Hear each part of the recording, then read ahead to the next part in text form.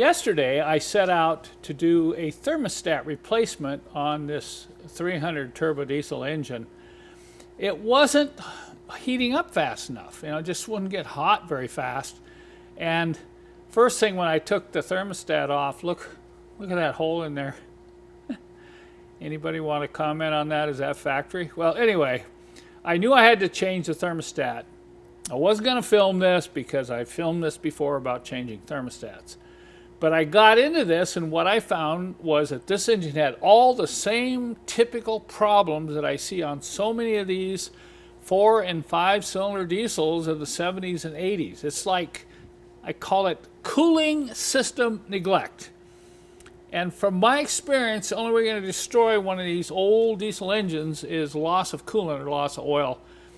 And this is so bad, folks, that I need to do a video about a little more preventative maintenance, maybe a refresher for some of you, because I'm going to show you some of the things I found, and I'm going to come up with a kit, which I call it catastrophic prevention kit for your old turbo diesel or old 4-cylinder 240D. But it wasn't just the thermostat. I pulled the thermostat out and I got poking around down here, and I saw this short hose didn't look very healthy.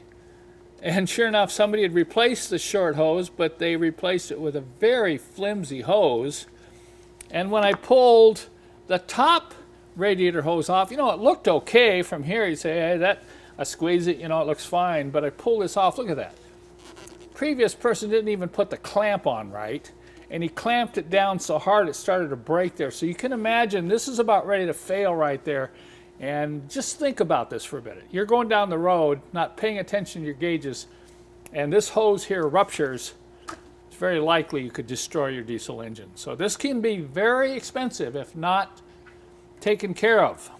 Let me show you some of the other issues I ran into. So we're doing a complete front-end service of this engine on the cooling system.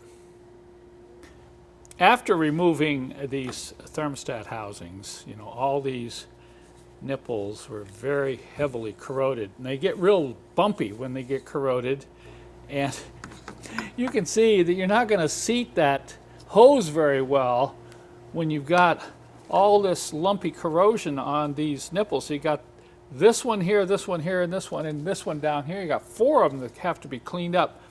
Once you clean these up, if they're severely pitted, you may have to fill them with JB weld epoxy and then sand them out in order to get the new hose to seat.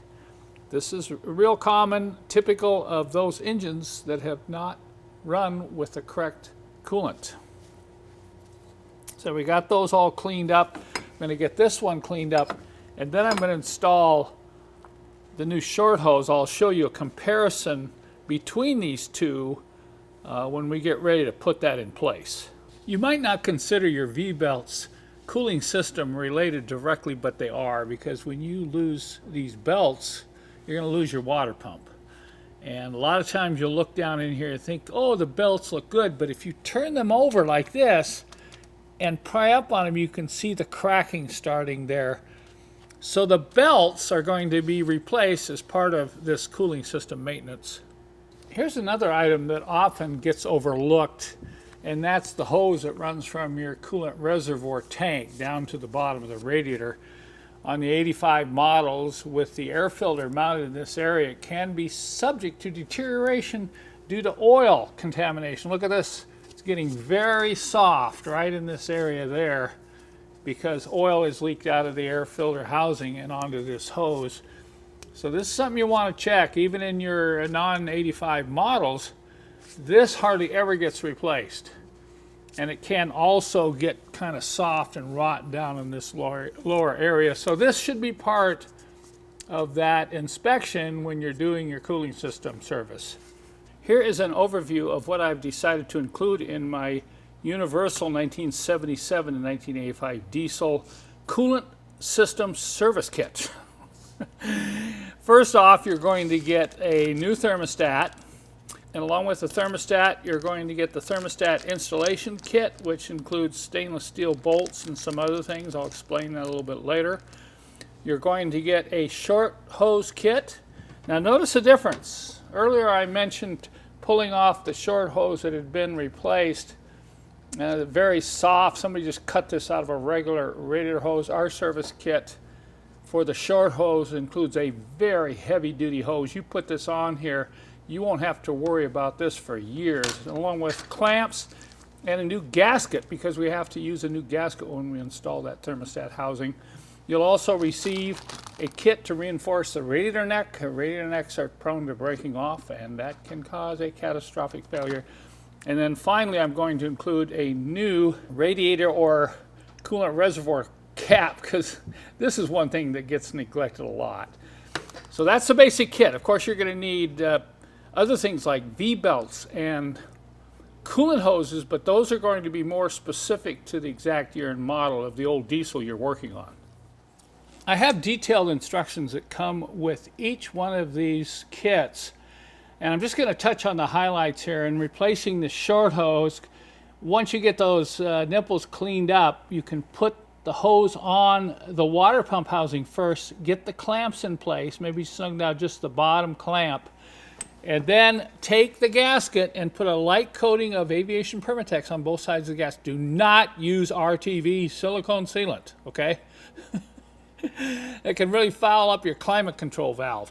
All right, so now I've got the bolts in place to kind of hold the gasket. I'm just going to tip this in like this. I'll have to pull the bolts back a little bit, and I'm going to shove it into the top of the hose, and then I'll rotate it back until I can get the two bolts started.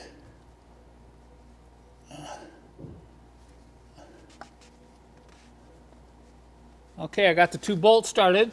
I'll go ahead and tighten these down, and then I'll get this hose centered up into position and tighten these two hose clamps. Now I want to replace these V-belts on the alternator, and I've seen so much damage around here that I know people don't know how to do this properly. This is your adjuster to adjust the tension, but most people start reefing on the adjuster not knowing that there are 3 bolts, that's correct, 3 bolts that they have to loosen in order to get the alternator to pivot. Otherwise you're going to bend this, break the bracket, you know. So there's a bolt here, and then there's one down here. And all of them, you don't need to take them out, all you need to do is loosen them, so then you can come back and use the adjusting nut to move the alternator in and to remove the belts. I like the 17mm indexing wrench that you can adjust different angles to get on these bolts, and we're just going to take right now and get these all loose. Some of them are you can hear this thing squeak and you know you got a lot of torque. You can imagine trying to adjust the alternator with that bolt tight like that. That's why you see so many of these plates and adjuster screws all wicked out of shape.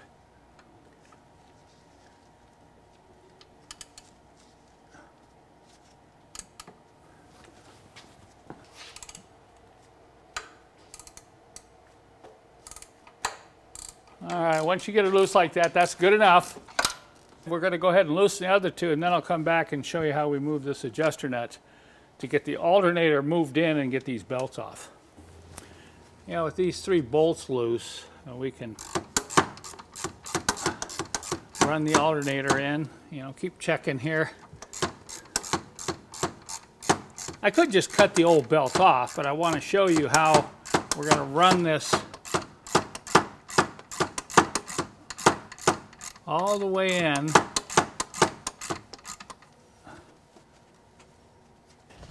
We're going to fish this out in front of the fan. You can do that by, and then we'll take a look at this, see. Now you can see the seriousness of cracking when you actually get the belt off and turn it back on itself like that. You can see those cracks are getting almost up to the reinforcement part of the belt. So it's a good thing we're changing these V-belts on the alternator and water pump. This is definitely part of your cooling system maintenance. We got the new belts on the pulleys. Now I'm going to tighten this adjuster down for proper tension. This is more by feel than anything else. What you want to shoot for is right in the middle between the 2 pulleys. You want about 3/4 of an inch deflection. If you get it too tight, watch as I'll I over tighten it here.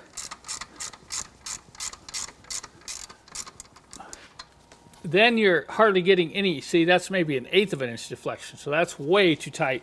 So I usually tighten it down and then I back it up, give it a little stretch, because it's going to loosen up a little bit when you're driving it. So what I shoot for is about 1/2 inch of deflection, and then come back and check this after about 500 miles. You may have to readjust it. Okay, there we go. About 1/2 inch of deflection.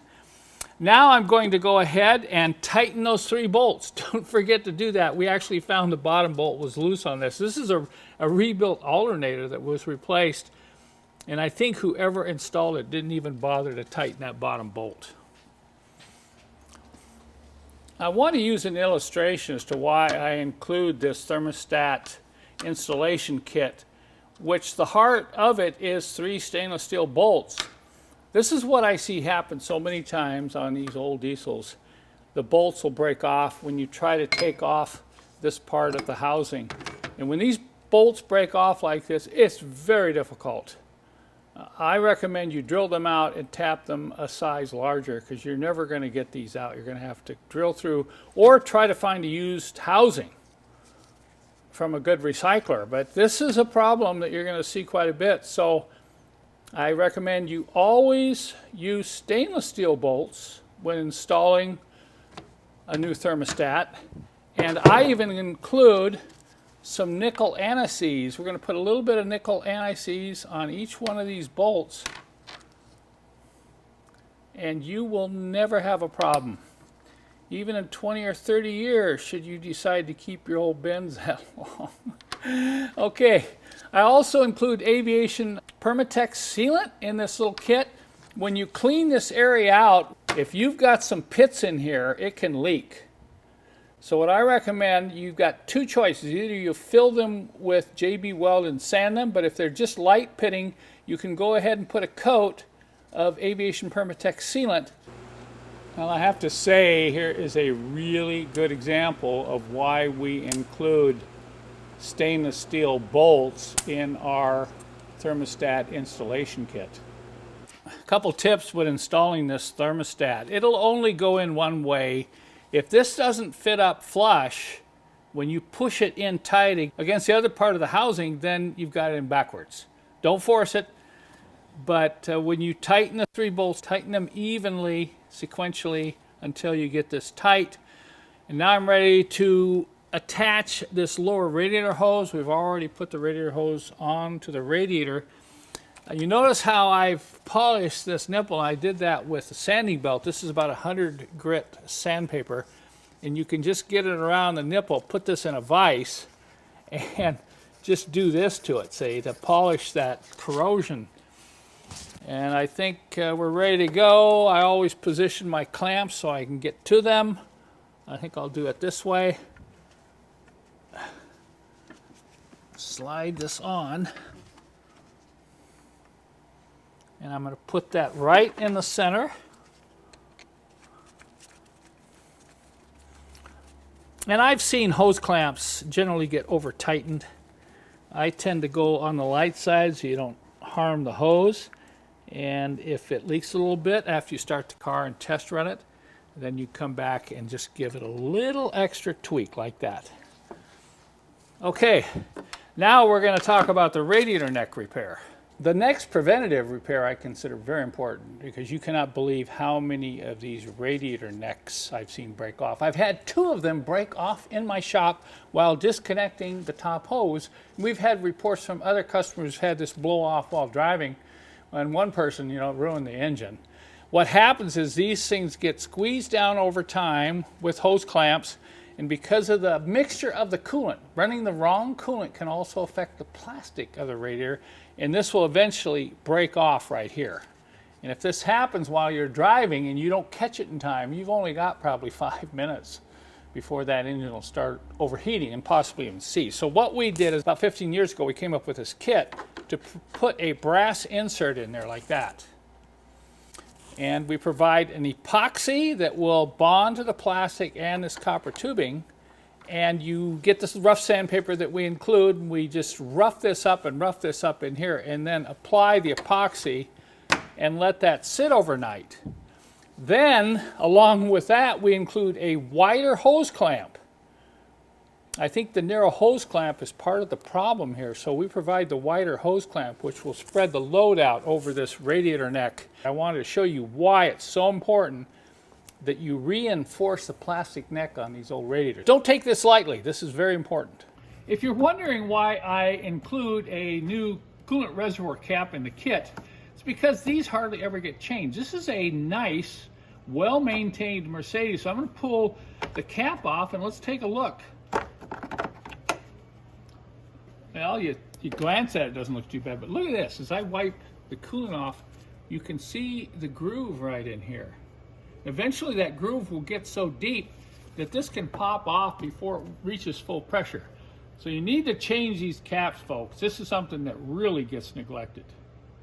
In conclusion, I want to discuss some of the things we might have learned doing that cooling system maintenance on that previous 380. This is a different engine, but I want to discuss some of the takeaways, things we can learn from that previous job. First off is, just because it looks good doesn't mean it is. And that has to do with your radiator hoses. You can see this hose clamp has been on there a while. It's got some rust. And of course, if we're gonna look at those V-belts, oh, they look good, let's just leave them. But we discussed that earlier in this video, don't just look at them. In the case of these coolant hoses, you need to remove them and probably just go ahead and change them. This was the top radiator hose that we removed from the previous engine that we did the full service on. And if you recall, I mentioned that looking at the radiator hose from standing outside the engine compartment, it didn't look too bad, it didn't feel too bad. But when we went to take it off, you remember what we found, look at that. That is just about cut all the way through. And you're thinking, wow, I didn't see that, but you certainly are going to see it when you take the radiator hose off, because you're not only looking for the condition of the hoses, you're looking at the condition of these aluminum housings, which sometimes get heavily corroded, and it makes it difficult for the hose to seat. You can look down in there and you can see all the lumps and bumps. I'm sure either the owner or the mechanic was having problems with leaks here and just kept tightening and tightening and tightening the hose clamp. So that's the second takeaway. Do not over tighten your hose clamps. You're going to cut right through the hose. I've seen this way too often. You snug them down tight and you drive the car. If it shows a little seepage, you just tweak it a little bit more. You don't reef it down until you can hardly turn the screwdriver anymore. So do not over tighten the hose clamps, and anytime you replace a coolant hose, takeaway number 3, make sure you clean these. Make sure you clean all the roughness off of these housings, because the new hose is going to go on there and it's not going to seat if you don't do that. A lot of times they'll come out pretty nice. Sometimes you'll have some pits in them. What you're looking for is make sure all the pits aren't on the same line. You kind of visualize where the clamp's going to go. If they are, you're going to need to fill those heavy pits with JB Weld and sand it off, or find another good used housing. These are not available new. The next thing we can learn from that job is don't get too excited about looking at old maintenance records. The car actually had an old receipt in there from a mechanic who changed the short hose. Well, he didn't do a very good job and he didn't use the right hose. So just because you have maintenance records that show some job's been done, check it out for yourself. I forgot to mention this previously, so I want to stress it now. Anytime you're replacing your belts, you're going to remove the belt. Before you put the new belts on, make sure you check every one of your engine accessories. One of the best ways to check them is to just spin them. Check for any kind of bearing noise. If you've got bearing noise, the part needs to be replaced. You're going to be doing the job again. It's kind of a pain to change all those belts. So check the power steering pump, check the AC pump, check the alternator, check the water pump, and inspect those things while you have the V-belts off. And here's a real important one that relates to both diesel and gas engines, particularly old ones, 30 years and older. You have to be very careful removing these bolts, the steel bolts that go into aluminum housings. On the diesels, it's the water pump, bolts into the water pump housing, and the thermostat sets in the thermostat housing, and the cap goes on top. And I've seen this so many times where these bolts just break off like that. This thing is really corroded.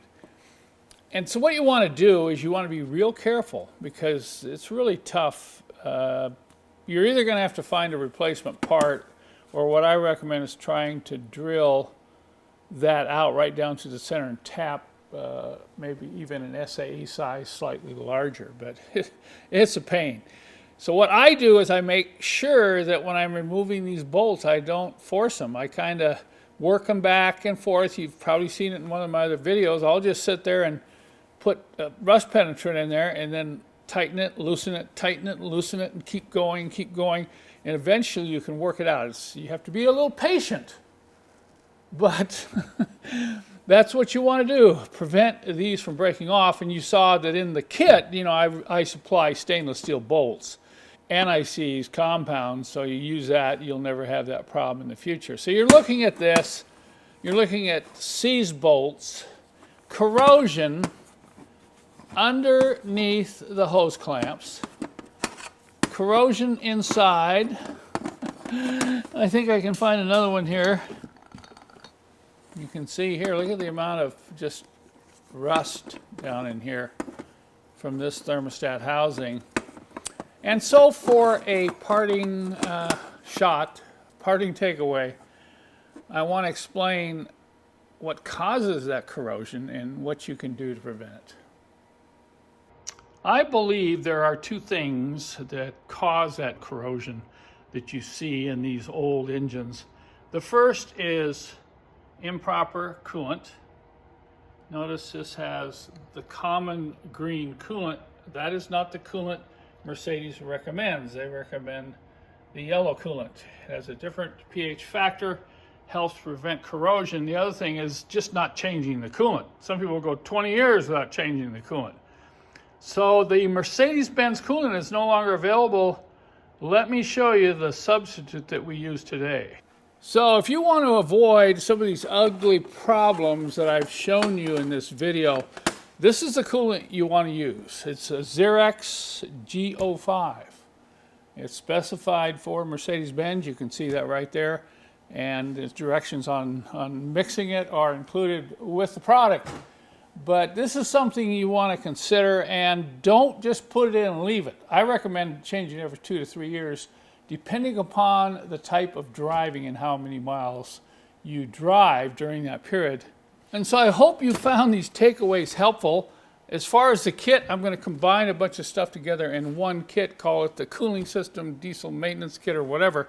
And you can just check it out in the links in the description below this video. But if you're going to get an old diesel, plan to open up the front end of that engine and do the work I just showed you. There may be some of you that think I'm overstressing the importance of proper coolant in these Mercedes engines. But I'm not the only one that stresses it. Let me show you. Check this placard out. I realize a lot of these are missing on these old cars, but Mercedes-Benz itself tried to emphasize the fact that if you don't use the right coolant, you might have some problems. And it says, use only antifreeze coolant designed to protect aluminum parts. See owner's manual. The job is finished, and I have to say that this is probably one of the more rewarding jobs you can do in one day to give you peace of mind and confidence that you're not going to lose your diesel engine going down the freeway. So we replaced all the radiator hoses, the short hose. We cleaned up all those housings to prevent leakages. We replaced the thermostat. We replaced those V-belts that were kind of marginal. And I even went and replaced the voltage regulator. Now, this was easy to change with all this apart, so I went ahead and did that. This is not related to the cooling system, but it can leave you stranded when it fails, so we've replaced that too. If you're thinking about doing this cooling system service on your own diesel, there's a couple other things I will recommend to you. Remember, you're going to be taking a lot of things off here in the front. You're going to have access to things that you might want to either replace or fix while you have the V-belts off, while you have all the hoses off, while you have the fan shroud. You may even pull the fan off. But I would, first off, think about the water pump. You know, if you don't know whether that water pump has been changed in the last 50 to 70,000 miles, you might want to just change it when you've got all this front end opened up, because the water pump is not that expensive. The other thing, and this isn't an easy job, but it's a lot easier since you've already got access to that front crank seal. You know, get under your car, get a light, and check to see if your front crank seal is leaking oil. If it is, this would also be a great time to change that as well. And a final warning here, when you're all done doing all this work, don't just get in the car and drive off down the road. There's a couple issues. One might be you'll have coolant leaks, loose clamps, whatever. You forgot to hook up something properly. You may have air in the system. And you've seen me take a car outside and put some cardboard under it after I've done some major fuel system maintenance. You can do that with the cooling system as well, but really the best way is to pressure test the cooling system. When you're all done, you put the coolant in it. You know, we have an attachment to our brake bleeder tank that will hook into the radiator right here. You can pump up, 10 to 15 psi. And if you forgot to tighten the clamp, or if there is some place that has a leak, bad seal, bad gasket, it's going to show up. You're going to see coolant dripping out. So consider a cooling system pressure test after you're done with this major service. I feel very good about the front of this engine and how reliable it's going to be as I drive this car down the road.